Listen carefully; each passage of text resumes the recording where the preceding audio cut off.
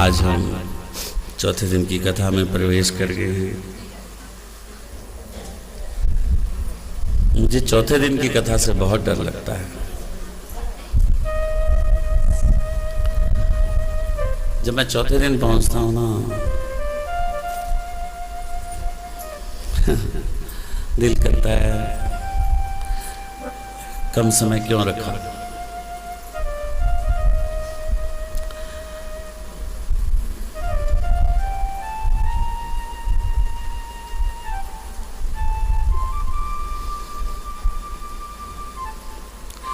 लेकिन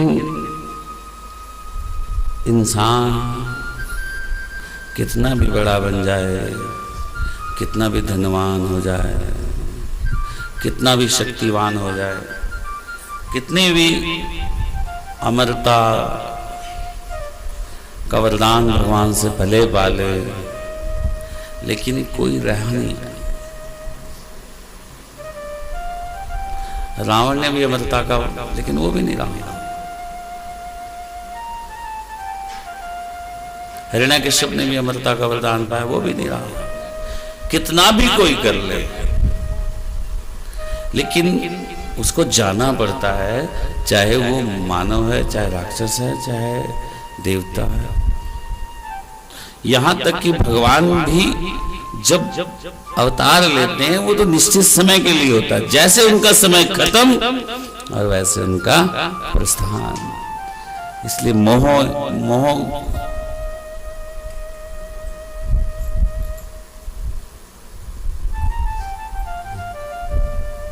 भगवान बार बार अवतार करके ये बताने की कोशिश करते हैं कि हम भगवान होते हुए भी इस सृष्टि को छोड़ना पड़ता है, फिर भी मानव समझता नहीं।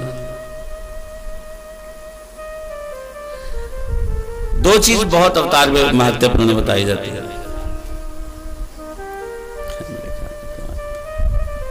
यहां पे रस्सी बांध देनी आगे।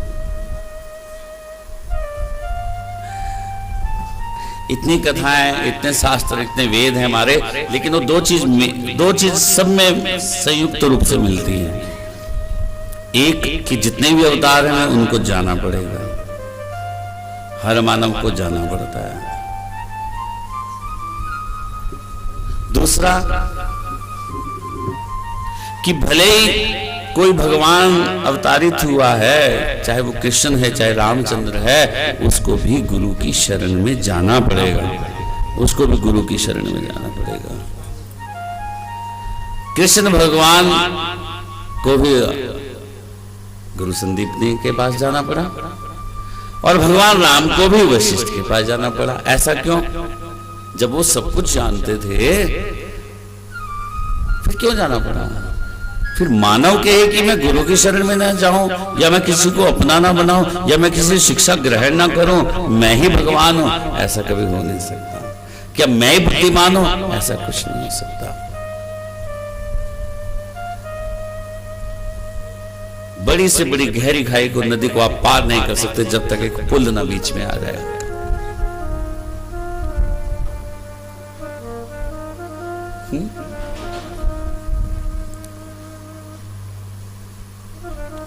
देखो कितने बड़े बड़े पहाड़ी इलाके हैं जहां गांव वालों को अगर दूसरी सिर्फ सामने वाले गांव में जाना पड़ा ना, तो बड़ा घूम के जाना पड़ता है। पहले नीचे उतरते हैं, बिल्कुल नीचे उतरते हैं, तब जाके पानी जहां कम होता है वहां से रास्ता लेके फिर दूसरे गांव में जाते हैं। पहाड़ों में जिस तरह, शहरों में भी, लेकिन अगर बीच में पुल मिल जाए तो एकदम पहुंच जाते हैं। क्या है? प्राकृतिक से भी सीखो कि हमें अगर परमेश्वर से मिलना है तो लंबा क्यों भटकते हो? किसी को गुरु बना लो, किसी संत को अपना ध्येय बना लो, किसी महापुरुष को अपना आचरण बना लो, लक्ष्य बना लो, एक रास्ता बना लो। बगैर लक्ष्य के जब हम भटक जाते हैं ना, फिर हम रास्ते तक नहीं पहुंच जाते। रास्ता तो लेना पड़ेगा एक। और साईं का जो अवतार हुआ, वो सब अवतारों में भगवान किसी ना किसी से बंधे। कृष्ण माँ यशोदा से बंध गया, तो माँ राम जी रस्सा से बंध के प्रेम में। हर अवतार में कोई ना किसी बंदा है, लेकिन साईं का ऐसा अवतार हुआ है न अगर ने माँ का पता बताया, न बाप का पता बताया, न शहर का पता बताया, न गांव का पता बताया, न अपनी जात बताई, और सबको कह दिया कि सबका मालिक एक। सिर्फ इसीलिए कि कलयुग में कम से कम ये तो समझे। और साईं ने पूरा सार अपना क्या किस पे आधारित किया? प्रेम पे, कि प्रेम करो, प्रेम करो, प्रेम करो, प्रेम। किससे? मानव से, जिसको जो भगवान की बनाई हुई सबसे सुंदर वस्तु, उससे प्रेम करो। लेकिन इंसान क्या करता है? इंसान भटक जाता है, ये मेरा चाचा है, ये मेरा ताया है, ये मेरा बॉयफ्रेंड है, ये मेरी गर्लफ्रेंड है, ये मेरा दोस्त है, ये मेरा मित्र है, ये मेरा, अरे उस चक्र में फंस जाता है, उससे प्रेम करने लग जाता है। वस्तु को प्रेम नहीं करो, मानव को प्रेम करो। रिश्ते को प्रेम नहीं करो, उसकी बनाई हुई चीज को प्रेम करो, भगवान की बनाई हुई चीज को प्रेम करो। पर प्रेम गली अति सांकरी, हर कोई नहीं जा सकता, बहुत कुछ त्यागना पड़ता है प्रेम में। जब आपको भगवान से प्रेम हो जाता है ना, तो बहुत आपके पीछे लगेंगे, अरे क्या पागल हो गया ग्रस्त।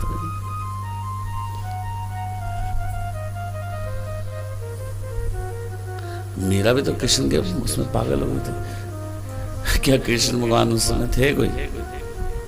लेकिन प्रेम में उसके भजन कीर्तन करने लगे। उधर जहर दिया तो अमृत बन गया।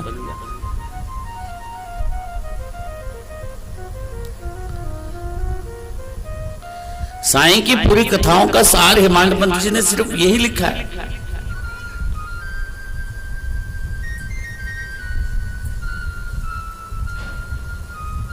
कि साईं को प्रेम हो गया। गेहूं की पीसने की घटना से उसने क्या तात्पर्य लगाया कि बाबा ने हैजा को पीसकर सीडी वालों की जान बचाई, रक्षा करी। किसकी? मानव की रक्षा करी। तो एक ऐसा संत जो मानव से प्रेम करता है, मानव की रक्षा करता है, क्यों ना इसकी बात लिखी जाए।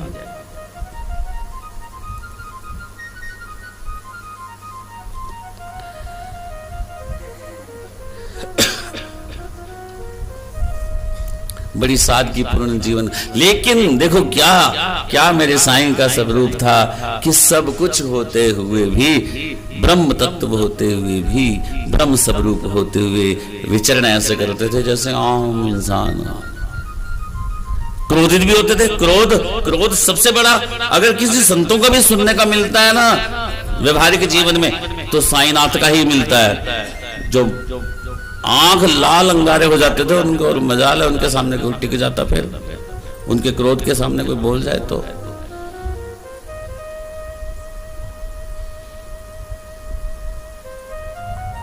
आज के युग में हमें साईं के जीवन चरित्र को ही अपनाने की जरूरत है, दो कारण से। आज जिस प्रकार हमारा जीवन व्यवस्थाओं से भर गया है, सुविधाओं से भर गया है, क्योंकि जितना हम सुख की ओर जा रहे हैं उतना ही हम दुख की ओर धकेले जा रहे हैं। क्यों? मेरे पास मोबाइल नहीं है, उसके पास मोबाइल है। मेरे पास गाड़ी नहीं है, उसके पास गाड़ी है। छोटी छोटी वस्तुएं जिनको हम हाथों से कर सकते थे, पत्र लिखना तो कोई भूल ही गया आजकल। कोई चिट्ठी लिखे कोई, कैसे प्रेम बढ़ेगा? फोन पे 2 मिनट में किसी को गालियां निकाल दो मोबाइल पे। जरा चिट्ठी लिखो ना, जब लिखते वक्त जरा किसी के लिए अशब्द लिखो तो आपकी कलम 2 मिनट रुक जाएगी, लेकिन वो चीज खत्म हो गई। पहले पत्र द्वारा ही इतनी संवेदना व्यक्त की जाती थी कि जब हमारे घर में किसी एक दूसरे को पत्र मिलता था, आहा, तो दिल को छू जाता था। मोबाइल पे आज कह देते हैं 2 मिनट में।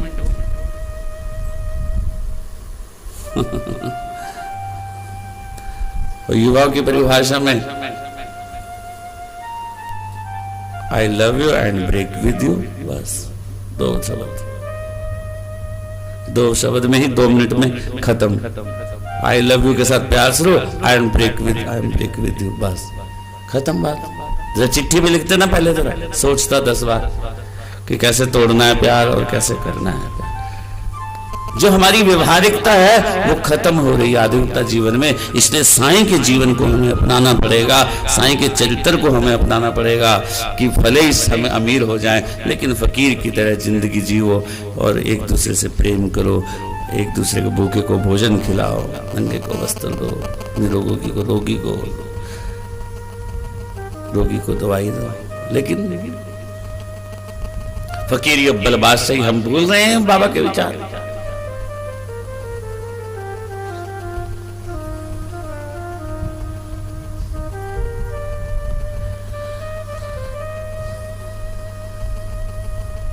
इसलिए ये जो कथा का बीड़ा है, कथा का साईं की कथा, कोई साईं ने नहीं कहा कि मेरी कोई कथा करो, साईं ने तो हेमांत पंत से लिखवा दिया, लेकिन उसको पढ़ना, उसको सुनना, उस पर आचरण करना, उस पर मनन करना, उस पर चिंतन करना, ये तो हम कर सकते हैं।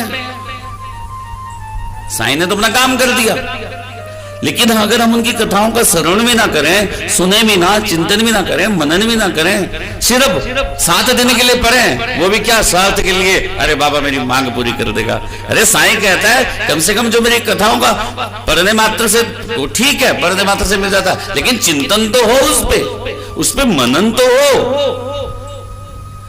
और इसका अभ्यास हमें कथा में मिलेगा, इसका अभ्यास हमें कथा में मिलेगा।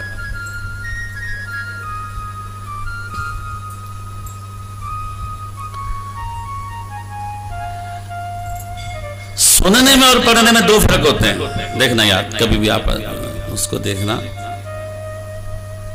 सुनने में और पढ़ने में क्या फर्क होता है कि जब हम पढ़ रहे होते हैं तो ठीक है, हमारा ध्यान पढ़ने में ही होता है कि शब्द इधर उधर ना हो जाए, कहीं मैं कौन सी लाइन पढ़ रहा हूं ऊपर नीचे ना हो जाए, मैंने कहां छोड़ा, कहां से शुरू कर रहा हूं।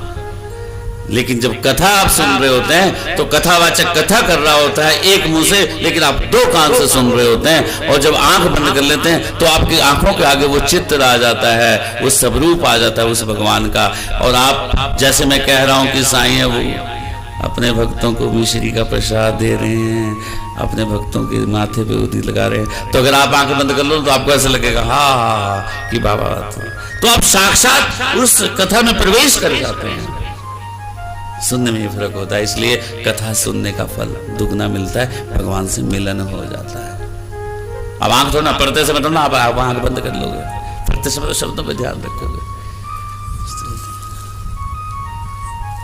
जय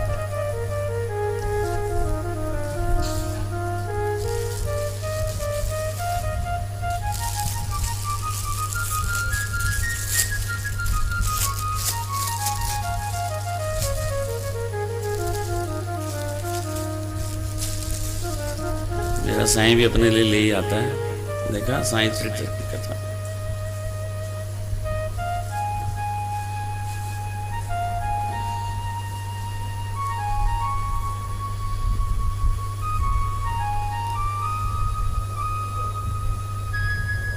बोलो साईनाथ महाराज की।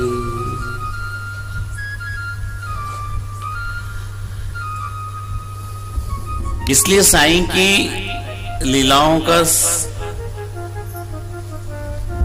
मनन ध्यान से करो।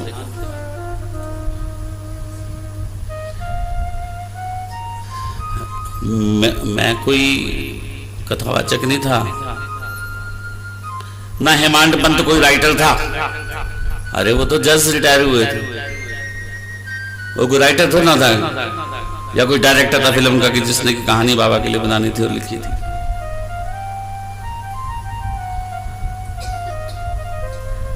लेकिन बाबा ने उसके मन में चिंतन डाला, मेरे भी डाल दिया कि तू सुना। शायद हेमांत पंत जी जज थे, उनको इसलिए चुना कि जो शब्दों को लिखे जरा ध्यान से लिखे, कि किसी में कोई मानहानि ना हो जाए। इसलिए बाबा ने कह दिया था कि जब आप लिखोगे तो ऐसा कुछ वाक्य मत लिखना जिससे विवाद उत्पन्न हो या किसी की को ठेस पहुंचे, किसी के धर्म को ठेस पहुंचे, किसी की आस्था को ठेस पहुंचे। तो हिमांशु पंत जी ने उसका ध्यान रखा। पत्रकार को शायद इसलिए चुन लिया, बड़े बड़े प्रेस नोट को छोटी से बना के खबर छाप देते हैं। अरे बड़ी कहानी को छोटी बना देगा, छोटी को बड़ी बना के पेश कर देगा। शायद इसलिए चुन लिया। मैं तो यही सोचता हूँ। ठीक है साईं, इसलिए साईं चित्र में बहुत कथाएं हैं, लेकिन कुछ कुछ कथाओं को मैं बिल्कुल शॉर्ट में कर देता हूँ, और जो समझने वाली है, जो मुझे अच्छी लगती है, जो बाबा मेरे मस्तिष्क में डाल देते हैं कि इसको विस्तार से करना, हम उसको विस्तार से बोल देते हैं।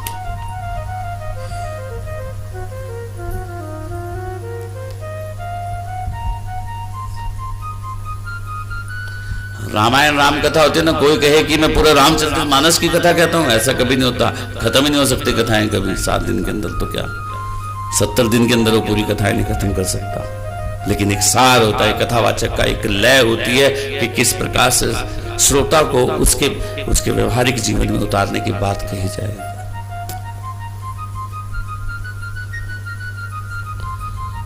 इसलिए मेरा प्रयास रहता है कि कम से कम जो कथा कहूं वो आपके हृदय में उतरे, जितनी कहूं वो आपके हृदय में उतरे, जितनी कथा हो आपके चिंतन में उतरे, आपके मनन में उतरे, आपके आचरण में उतरे।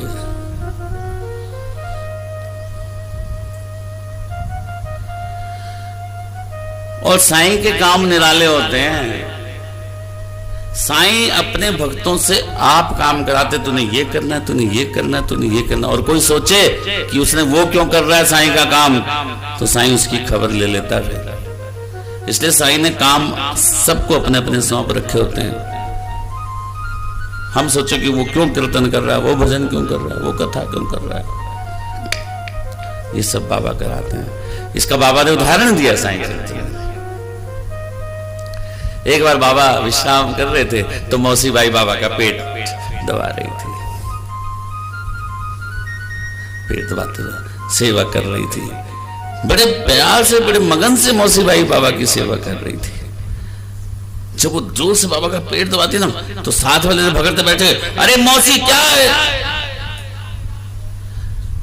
अरे हाथ हल्का चला, क्या तुम बाबा की आंखें निकाल दोगे बात, अरे बाबा का पेट दब जाएगा, अरे मौसी ठीक आराम से दबा। अभी वो इतना कह ही पाए थे, तो बाबा को इतना गुस्सा आया कि मेरा भगत मेरी सेवा कर रहा है, वो कैसे कर रहा है मुझे पता है, क्या मैंने करवाई है, वो कौन होता है सामने कहने वाला। बाबा को एकदम क्रोधित हुआ और जोर से खड़े उठे, क्या है, और आंख लाल बाबा की। अच्छा तुम क्या कहते हो कि मौसी मेरी पेट दबा देगी। बाबा ने उठाया सटका, कहते हैं 2 फुट का इतना बड़ा सटका था, बाबा ने जमीन पे करा और सीधा पेट के अंदर घुसेड़ दिया, सीधा पेट के। और अब भगत तो बस डर गए, कांप गए कि अब पेट से इधर से उधर निकला, आर पार हुआ। सब तरह हम क्षमा मांगने लगे, बाबा के चरण पकड़ लेगी, हे बाबा हमने तो, अब उन्होंने तो ठीक, उन्होंने तो बाबा के ही हित के लिए कहा था कि कहीं पेट न, तो उन्हें क्या पता था कि उनका हित अनहित हो जाएगा। क्षमा मांगने लगे, बाबा क्षमा कर दो, हमें नहीं मालूम था। तब बाबा ने उपदेश दिया कि मैं जो अपने भक्तों से कार्य कराता हूं वो मेरी प्रवृत्ति से होता है, तुम कौन होते हो हस्तक्षेप करने वाले, इसलिए छोड़ दो। इसलिए कोई कैसा भी करता है करने दो, बाबा के कार्य अगर जैसे भी कोई कर रहा है उसको करने दो, तुम अपना करो बस। क्योंकि जो तुम कर रहे हो समझो वो बाबा को तुमसे करवा रहा है, जो सामने वाला कर रहा है करने दो उसको। वो भले ही खिचड़ी बांट रहे, वो भले ही घर घर में जाके भजन संध्याएं करे, वो चाहे बड़े से बड़ी स्टेज लगा के एक शाम साईं के नाम करे, कोई कुछ भी करे, अरे सबको बाबा करवा रहा है। किसी को बाबा प्रचार करने के लिए किसी से मंदिर ही बनवा रहा है,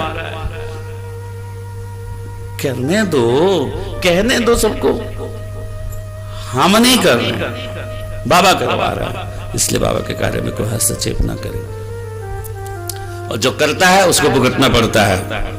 हमने ये प्रत्यक्ष प्रमाण अपने साथ भी देखा है, औरों के साथ भी देखा है। बोलो साईनाथ महाराज। बाबा जिस पे दया करना चाहता है, जिस पे अपना आशीर्वाद का हाथ रखना चाहता है, जितना मर्जी दूर जाए उसको सिखाता है। जिस प्रकार एक माँ और बाप भले बेटा कितना बिगड़ जाए उसको सुधारने की कोशिश करते हैं, हट लगा के कोई ना कोई ऐसा उसको लालच दे देते हैं, काम दे देते हैं कि वो लगा रहे, उसकी प्रवृत्ति सही बने, अच्छी बने। क्यों करते हैं माँ बाप ऐसा? हाँ बहन जी दिग्गी मैं याद कर रहा था आपका, आगे शुक्र अभी याद कर रहा था मैं, क्या हर कथा में आती है, इस कथा में जोरदार तालियां।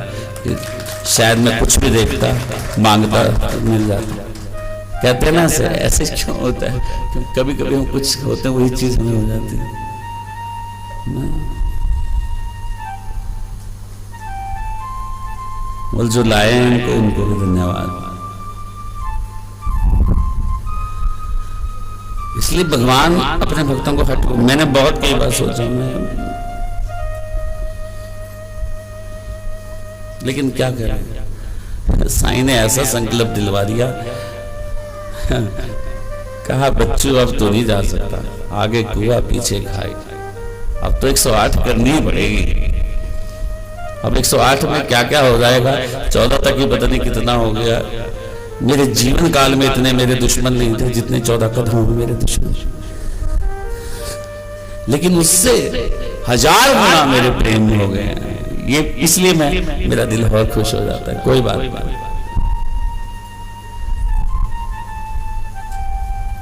स्वाभाविक है। जब आप कुछ बदलने की कोशिश करोगे, सामने वाले को तो वही व्यवहार अच्छा लगेगा।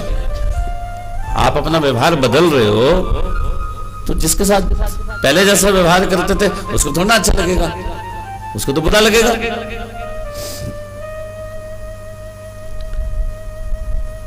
आप पहले किसी के साथ ऐसा कोई व्यवहार कर रहे हो और कुछ दिन बाद आपका व्यवहार उससे बदल जाए तो आपको अच्छा लगेगा, बुरा ही लगेगा।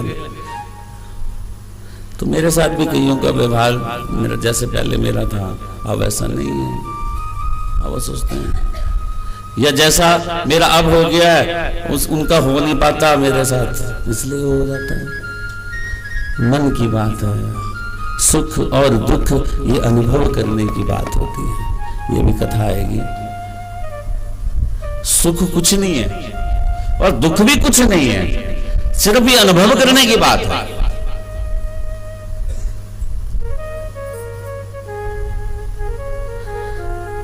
इसका प्रत्यक्ष प्रमाण हेमांत पंत जी ने एक कथा में दिया है, जिसमें एक भगत दासगनु महाराज एक उपनिषद लिखते हैं, लेकिन उसका सारांश निकाल नहीं पाते। जैसे मान लो मैंने एक सार निकाला साईं चरित्र का कि साईं का सार प्रेम है, एक जो मैंने निकाला, बाकी कोई कुछ भी निकालता रहे, लेकिन मेरा अपना चिंतन, अपना मनन जो मेरा कहता है कि साईं का जो जीवन है वो एक प्रेम है, सार।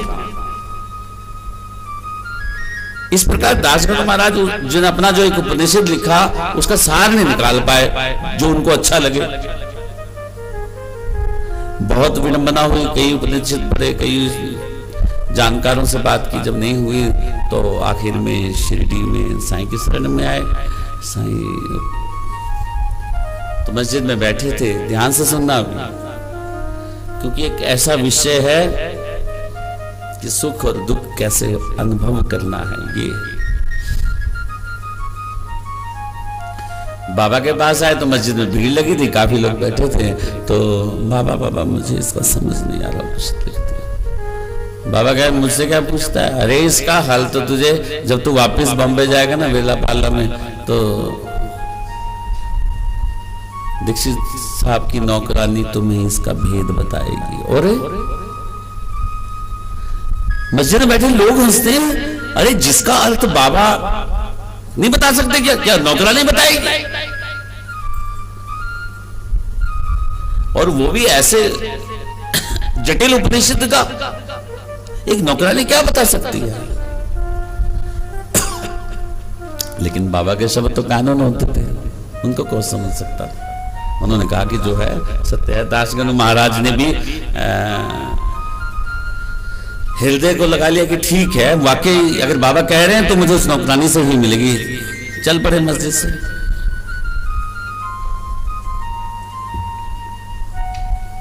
विले पार्ला में जब रात को ठहरते हैं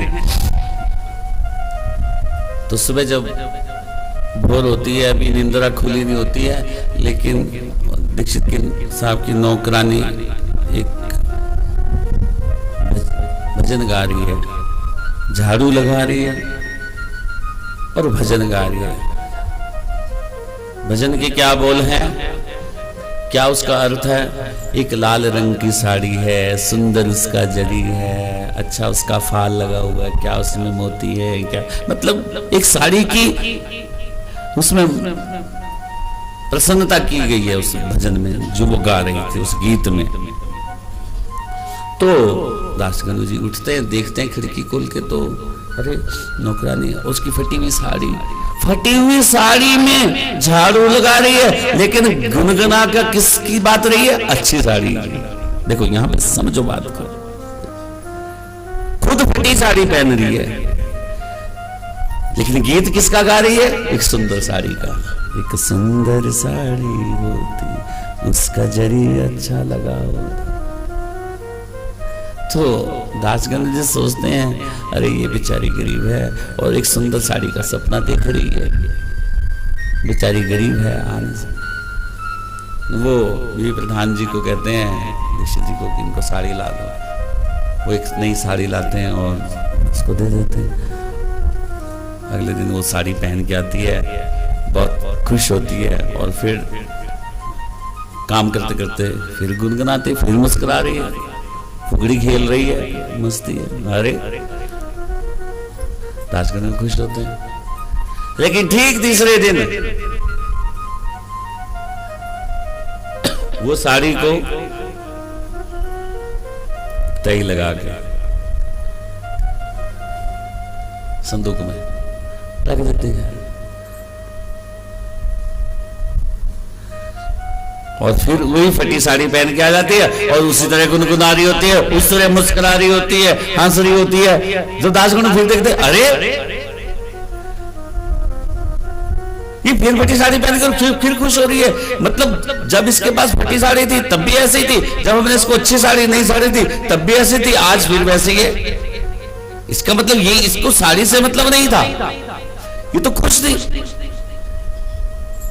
चाहे फटे हाल में चाहे अच्छे सुंदर कपड़े में। ये तो अपने को दोनों चीज में एक जैसा समान व्यवहार कर रही है। ओहो, इसका मतलब जो इसके पास है वो उसी में प्रसन्न है। तो जवाब मिल गया कि जो उपनिषद मैंने लिखा वो बहुत अच्छा है,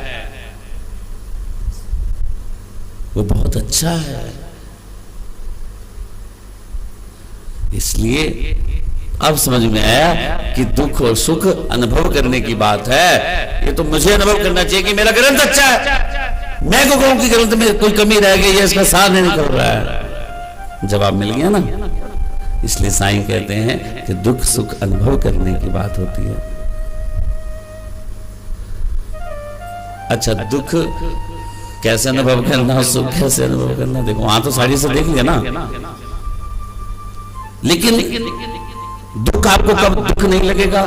जब आपको कोई दुख आ जाए ना, कष्ट आ जाए, तो पहले आप उसकी पहले की कड़ी में आना शुरू हो जाओ कि इसका सार कहां से शुरू हुआ। अगर आपने वो बात ना कही होती तो ये ना हुआ होता। अगर आपने व्यापार में ज्यादा पैसा ना लगाया होता तो घाटा ना हुआ होता, या सोच समझ के काम किया होता तो घाटा ना होता। कोई भी कारण तब तक नहीं बनता जब तक उस पर क्रिया नहीं होती, तब तक प्रतिक्रिया नहीं होती। इसलिए हमारे दुखों का कारण और हमारे सुखों का कारण हम अपने आप होते हैं। इसलिए उस पर रोना नहीं चाहिए। हम अपने दुखों का कष्टों का कारण आप ही होते हैं, वो परिस्थितियां हमारी ही बनाई होती हैं, तो दुख आएगा भाई। अगर तुमसे कोई गुस्से से बोल रहा था, तुम थोड़ा शांत हो जाते, तुमने भी उसके चार मार दिए तो केस हो गया। परिस्थितियां होती हैं, या उसको ऐसा गुस्सा आए क्यों, तुमने ऐसा कार्य किया क्योंकि सामने वाले को गुस्से ही आ गया। मतलब भले ही परिस्थितियां हो जाए, लेकिन जब हम परिस्थितियों को समझेंगे, जब हम उसका पीछे अवलोकन करेंगे फिर सही ढंग से, तो आप कुछ हद तक आपके मन को शांति मिल जाएगी।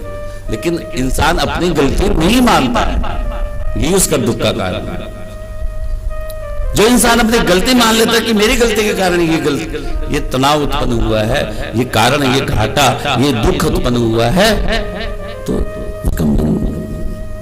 वैसे ठीक हो जाएगा। लेकिन माने तो ना, और माने का अभ्यास कहाँ मिलता है? बोलो ना, बोलते क्यों नहीं? अब तो छोटा सा हाल है। मानने का, समझने का कहाँ पर मिलता है अभ्यास?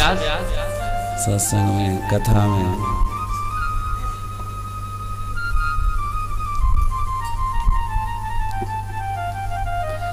इसलिए साईं को पाना या ब्रह्म को, आपको कि मैं धर्म के काम में लगा हुआ हूँ, मैं धर्म के प्रचार कर रहा हूँ, मैं तो रोज पूजा पाठ करता हूँ, मैं तो 10-10 घंटे गीता पढ़ता हूँ। अरे उससे क्या होता है? भूखे को अन्न खिलाना और 10 घंटे तुमने रामायण पढ़ी तो क्या फायदा उसका? उस ब्रह्म ज्ञान का क्या फायदा?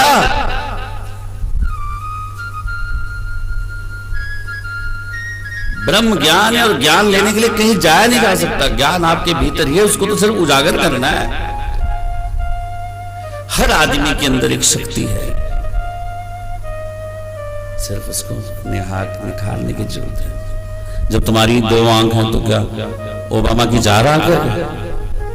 राष्ट्रपति अमेरिका का सोचो ना, वो भी तो वैसे ही है। सिर्फ उसने चिंतन उस तरफ लगा, हम जिस तरफ अपना चिंतन लगाएंगे वैसे बन जाएगा।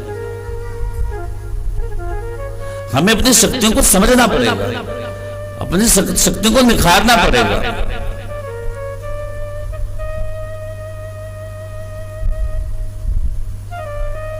एक सेठ साहब बहुत धनवान, हालांकि साइंस चित्र में उसका नाम नहीं दिया गया। नाम से भी क्या होता है, मैं पहले कह सकता हूँ, नाम कल भी वैसे ही भगत थे, आज भी वैसे भगत है। जो सृष्टि में सतयुग में होता था वो आज भी होता है। ऐसा कुछ नहीं कि कलयुग में अगर धर्म के कार्य नहीं होता, आज भी धर्म के कार्य होते हैं। ऐसे नहीं, सब कुछ चल रहा है वैसे ही। तो सेठ ने बहुत धनोपार्जन कर लिया, घोड़े बंगले सब कुछ उसके पास हो गया, बच्चों की शादियां कर दी। तो उसने एक दिन सोचा, अरे मुझे तो सब कुछ मिल गया है, जिंदगी की हर खुशी मैंने ले ली है, हर चीज मेरे पास है, अब क्यों ना ब्रह्म ज्ञान लिया जाए, कुछ ज्ञान की प्राप्ति की जाए, कुछ भगवान से मिलन की बात की जाए। तो ऐसा कौन होगा? तो उसे मालूम पड़ा कि भाई शिरडी के साईनाथ महाराज हैं। अरे जो तो फटाफट ज्ञान देते हैं, उपदेश देते हैं, और वो तो सबको पार लगा देते हैं। तो उसने विचार किया कि शिरडी जाऊं और बाबा से ज्ञान प्राप्त करूं। उसने सलाह कर ली वैसे अपने दोस्त से, यार ऐसे है, मैं तो शिरडी जा रहा हूँ ज्ञान के लिए। तो वो हंस पड़ा। जैसे उसने कहा कि मैं शिरडी जा रहा हूँ ज्ञान प्राप्त करने के लिए, तो वो दोस्त हंस पड़ा। अरे ज्ञान तुझे पाता भी है कि ब्रह्म ज्ञान क्या है? अरे फूटी कौड़ी का तूने जिंदगी भर दान नहीं किया और तू ज्ञान मांगने जा रहा है।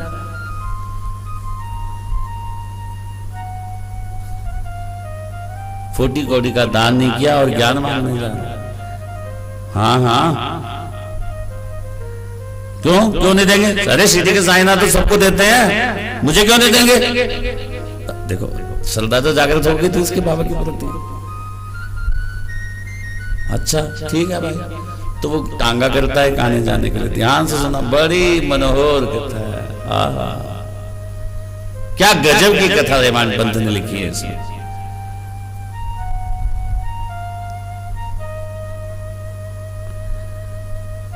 टांगा लेकर सीढ़ी पहुंचता है, मस्जिद पे जाता है, फटाफट बाबा के चरण पकड़ता है। बाबा जी बहुत,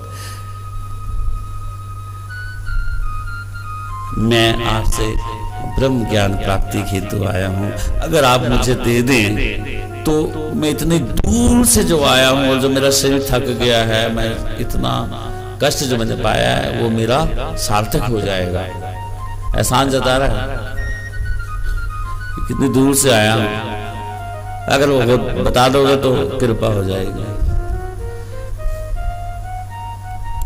साईं ने फिर कहा क्या लेने आया? अब इसको समझो, क्या लेने आया? ब्रह्म ज्ञान। और बाबा बड़े मंद मंद मुस्कुराते हैं, अरे वाह, आज तो मेरे भाग जाके कोई मुझसे संतान मांगने आता है, कोई मुझसे धन मांगने आता है, कोई मुझसे रोग मिटाने आता है, कोई कुछ ब्रह्म ज्ञान अमूल्य वस्तु तो विरला ही कोई पाता है। अरे तू तो बहुत बैठ, शाबाश, बैठ इधर, आज मैं तुझे ब्रह्म ज्ञान दूंगा, बैठ।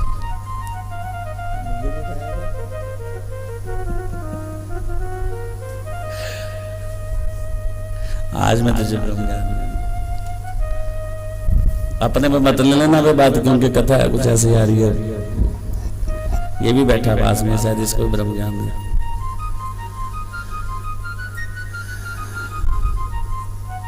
वाह, आज तो मैं धन्य हो गया कि कोई मुझसे ज्ञान मांगने आया। सभी मुझसे धनी मांगते हैं, संतान मांगते हैं, सुख मांगते हैं, समृद्धि मांगते हैं। अरे वाह, तू तो बहुत बिरला है रे, तू तो बहुत प्रिय है, बैठ। अब बाबा उसको अपने पास बिठाते हैं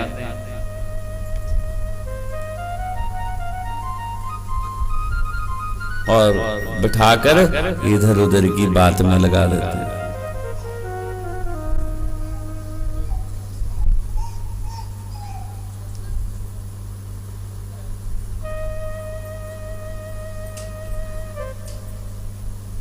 इधर उधर की बातों में लगा देते उसे।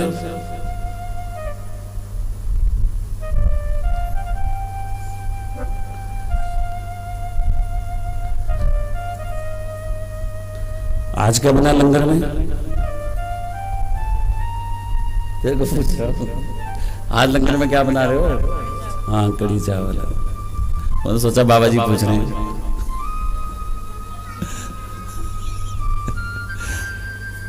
ऐसे ही एक दो प्रश्न बाबा ने इधर उधर के करे। कहां पे थे हम?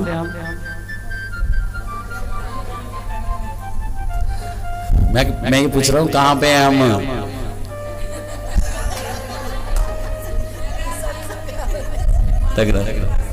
बैठे हो यहाँ पे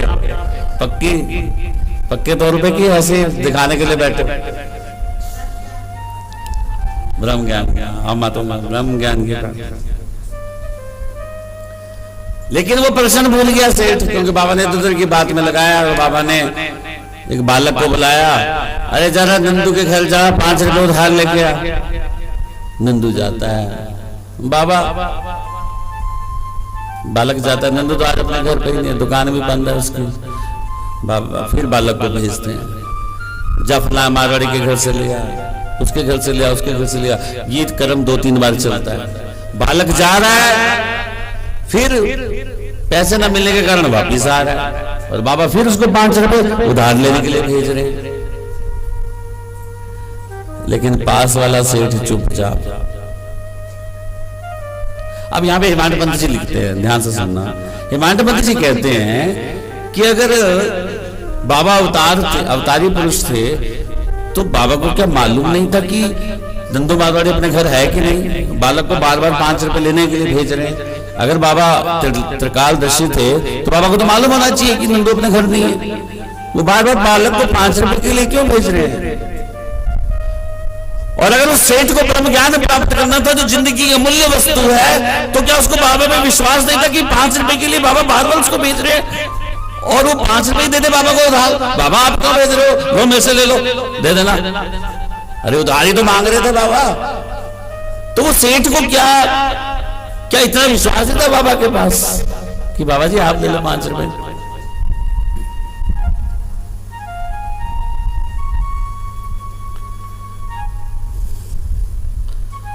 लेकिन वो देख रहा है सेठ की बार बार बाबा 5 रुपए के उधार लेने के लिए भेज रहे हैं लड़के को। लेकिन मजाल है उसके, वो अपनी जेबों से नोटों की, जबकि नोटों की गड्डियां उसकी जेब में भरी पड़ी हैं, लेकिन वो 5 रुपए जैसा विश्वास बाबा पे नहीं कर रहा है।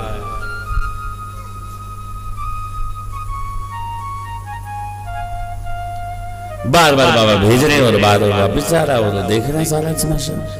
जब काफी देर हो गई, बालक वापिस है तो बाबा कहते कोई नहीं बैठ जा। और इतने में सेठ बोलता बाबा जी देखो टांगे वाले का किराया बढ़ता जा रहा है, अरे मैं शाम होते होते मुझे वापस पहुंचना है, जल्दी दे दो, ज्ञान दे दो मेरे को, ब्रह्म ज्ञान दे दो। बाबा कहते अरे और मैं क्या दे रहा था, अरे तुझे ज्ञान ही तो दे रहा था, ब्रह्म ज्ञान ही तो। बाबा कब, और ये मैं क्या कर रहा था, ये तेरी नाटक तेरी समझ में नहीं आया कुछ, ये नाटक तेरी समझ में नहीं आया, मैं तुझे ब्रह्म ज्ञान ही तो दे रहा था और क्या कर रहा था। बाबा ये क्या ब्रह्म ज्ञान, कौन सा, कब कब कैसे कहां दिया आपने।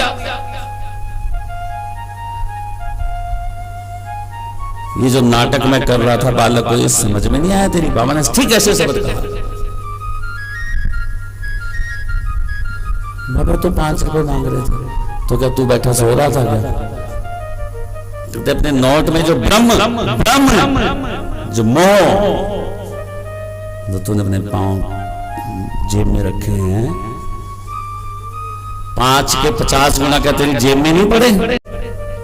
और जैसे ही कहते हैं देख जरा अपनी जेब, और जब जेब में से निकलते हैं तो 10-10 के 25 नोट, 250, उस टाइम के तो 250, आज के 2.5 लाख हो गए।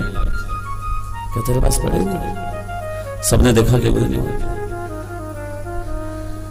तब चरणों में पड़ गया बाबा के कि जब तक मोह है तब तक ज्ञान कैसे हो सकता है, तब तक ज्ञान नहीं हो सकता जब तक मोह है।